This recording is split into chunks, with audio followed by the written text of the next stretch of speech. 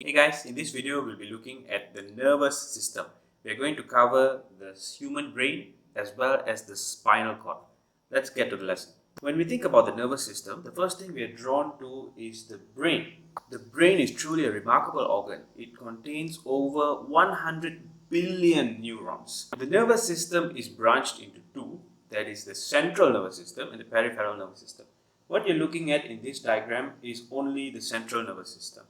And so we would recognize this organ here as the brain. And then connected to the brain at the bottom here, this part that stems out of the brain is known as the spinal cord. Together, the brain and the spinal cord form the central nervous system. The short for this is the CNS. We also have nerves coming out of the central nervous system. As you can see, the central nervous system is positioned at the center of the body. But we all know that we have neurons at the tip of our fingers, at our tip of our noses, and our toes. So where are all these nerves coming from? These all stem out from the central nervous system. So when it is in the head or inside the cranium is the top part of the skull.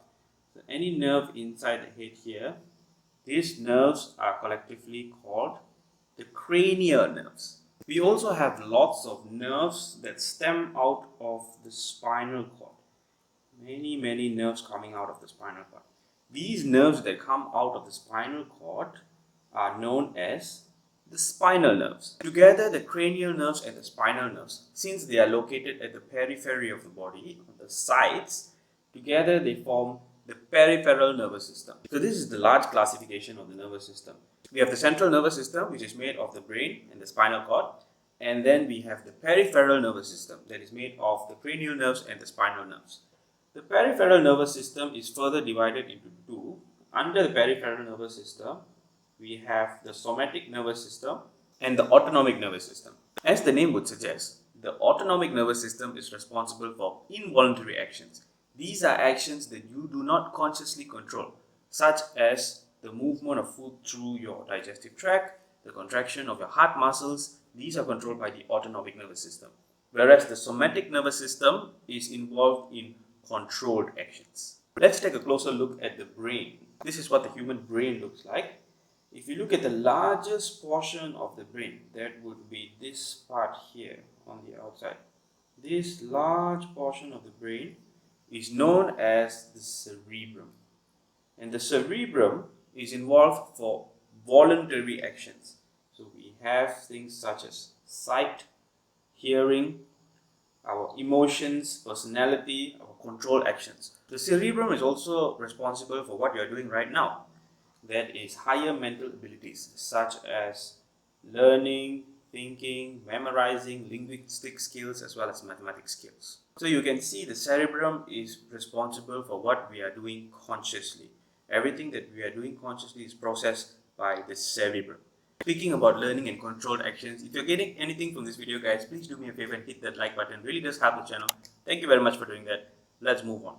Now, what about the things that we do unconsciously? The things that we do unconsciously is controlled by this tiny part here, along the brainstem here. This is called the medulla oblongata. The medulla oblongata is responsible for involuntary actions. Involuntary actions are such as sneezing, coughing, the heartbeat, peristalsis, that is the movement of the food along the digestive tract, vomiting. These are things that we cannot control and we wouldn't want to control as well. Imagine if you are responsible for your own heartbeat. How scary would that be? But the medulla oblongata takes care of all of that for us. We don't have to worry about any of that. It's also responsible for breathing. Imagine if we have to control our own breathing. That would be a pretty heavy responsibility. Swallowing, vasoconstriction. Vasoconstriction is the narrowing of the blood vessels. These are all the very general things. The control actions by the cerebrum and the involuntary actions by the medulla oblongata. But there's much more to what we are as human beings. Here at the back, just below the cerebrum, this one here, if you look at it from the outside, normally you will see there's a lot of sort of wrinkles here. This is the cerebellum. And the cerebellum is very important for body balance. The balance of our body. The fact that I can sit up straight right now is because of the function of my cerebellum. The cerebellum coordinates muscle movement. It is responsible for the coordination of all our muscle contraction. The fact that I want to move my hands like this, the coordination of my movements in this specific manner is processed by the cerebellum. Other instances include riding a bicycle, for example, or riding a motorcycle. Body balance is crucial there, and this is where the cerebellum comes into play. So as you can see, we've already covered most of the brain. However, there's this part right here, this part here in the middle. This is known as the hypothalamus. Now, although it's a very small part, it has a very crucial role. The hypothalamus, remember H and H. Hypothalamus is responsible for homeostasis. Homeostasis is a whole other topic. When I do a video on that, I'll leave the link in the description below. Generally, homeostasis is the maintenance of a steady internal environment. What internal environment are we talking about? For example, body temperature. Our body temperature needs to be maintained at 37 degrees Celsius for our cells to function optimally, because everything that goes on in the body is controlled by biochemical reactions, which involves enzymes. Therefore, we need it to be at a very specific temperature for the enzymes to function optimally. So this is homeostasis, and this involves body temperature regulation, water balance regulation, blood sugar, blood pressure regulation. So these things are all controlled by the hypothalamus. The hypothalamus has other functions as well, such as sensing hunger, thirst, and fatigue. And one of the very important roles of the hypothalamus is that it actually connects to the endocrine system. In coordination and response, both the nervous system and the endocrine system are involved. And the link between the two is actually the hypothalamus. The hypothalamus is linked to the endocrine system through the next organ in the brain, and that is this tiny guy right here. This is the pituitary gland. The pituitary gland is known as the master gland of the endocrine system. This is because the pituitary gland actually releases hormones that controls the other endocrine glands in the endocrine system. The endocrine system consists of glands that releases hormones. I've done a video on that in depth. I will leave a description in the link below. You can go and check that out. The organ that controls the pituitary gland is the hypothalamus. In fact, the hypothalamus actually has neurons going into the posterior pituitary. So what happens is the hypothalamus secretes certain hormones, that is ADH and oxytocin. I covered that in depth in the video below. And these hormones actually are secreted into the posterior pituitary gland, which is then secreted into the blood. So these are the different parts and functions of the brain. Now let's go to the spinal cord. This is a cross section of the spinal cord. When we look at the spinal cord, immediately you will notice a H or butterfly shape in the middle. This is the gray matter. The gray matter is a collection of cell bodies in the center of the spinal cord. And then outside of that, you can see white matter. This is the white matter surrounding the gray matter.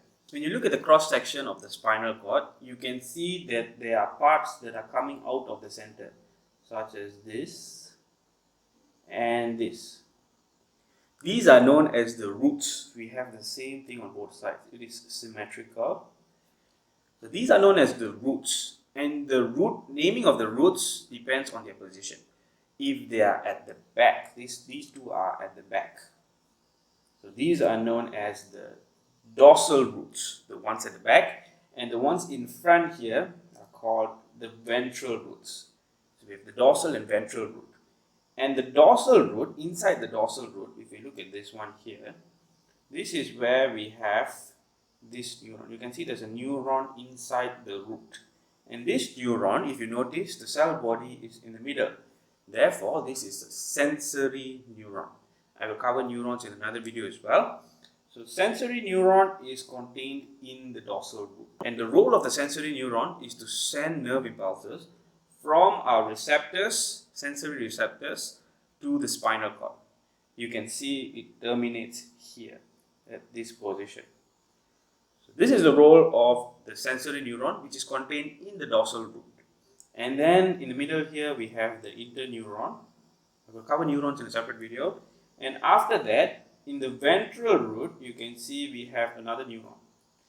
In this neuron, you can see the cell body is at the end. When the cell body is at the end, then you can tell that this is a motor neuron.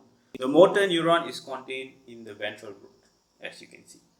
And the role of the motor neuron is to carry information from the spinal cord to the effector. That is the organ that is going to carry out the response. This is the ventral root. Now, if we look along the dorsal root, you will see that a certain part here bulges out. And the bulge in the dorsal root is due to the cell body of a sensory neuron. This bulge has a special name, and that is called the dorsal root ganglion. And the dorsal root ganglion is just a collection of the cell bodies. All the cell bodies clustered together, causing there to be a bulge. If we look beyond the roots, both the roots merge at this point. The roots merge at this point, and this is where it comes out as what we saw at the very beginning of the video, the spinal nerve. So the spinal nerve that comes out of the spinal cord actually consists of the sensory neuron as well as the motor neuron, because they are both combined here in this place. That's it for this video, guys. I hope you've learned something. If you have, please do hit that like button. Thank you very much. Really does help the channel. If you enjoy videos like this, do subscribe. I'll be producing at least one video a week. See you guys in the next video.